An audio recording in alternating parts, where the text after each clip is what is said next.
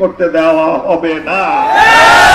দেখুন এসে কত লোক হয়েছে, আগামীতে আরো অনেক বেশি লোক হবে। আপনারা ভয় পাবেন না। আমি যে প্রতিশ্রুতি দিয়েছি, যদি মহান আল্লাহ সুবহানাহু ওয়া তাআলা, তিনি ক্ষমতা দেওয়ার মালিক এবং সমাজ পরিবর্তন করার মালিক হলেন আপনারা। তিনি ক্ষমতা দেওয়ার মালিক আর সমাজ পরিবর্তন করার মালিক হলেন আপনারা। যতক্ষণ না পর্যন্ত আপনারা ভয় ভীতি দূর করে নিজেদের সমাজের সঠিক নেতৃত্ব না বসাতে পারবেন, চিরদিন চাকর বৃত্তির কলঙ্ক আপনাদের কপাল ছেড়ে যাবে না।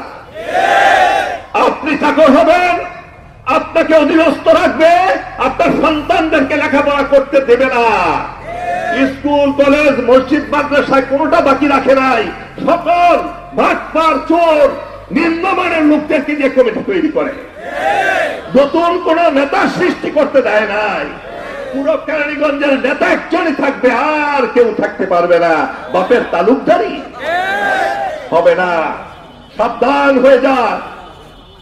ক্ষমতায় আসার আগেই ক্ষমতায় বসে যায় না। যা করছেন তা আমরা দেখছি, সারা বাংলাদেশ তথা পৃথিবীর মানুষ দেখছে।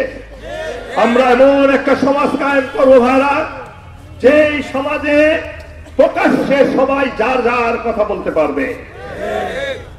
আপনার এমন একটা সমাজ কায়েম করবো, কেরানীগঞ্জ কিংবা সাভারের সন্তানদেরকে ঢাকা যেতে হবে না।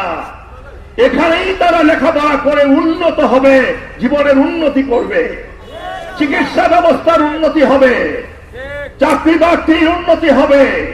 এবং আমরা বিদেশে পাঠাবো প্রশিক্ষিত করে। অসংখ্য বিদেশি যারা আজকে কেরানীগঞ্জে রেমিটেন্স পাঠায়, বাংলাদেশে রেমিটেন্স পাঠায়, তাদের দুঃখ দুর্দশা, তাদের পরিবারের দুঃখ দুর্দশা দূর করার আমরা চেষ্টা করবো ইনশাআল্লাহ। এবং এই দেশ চালাবেন, কেরানীগঞ্জ চালাবেন আপনারা।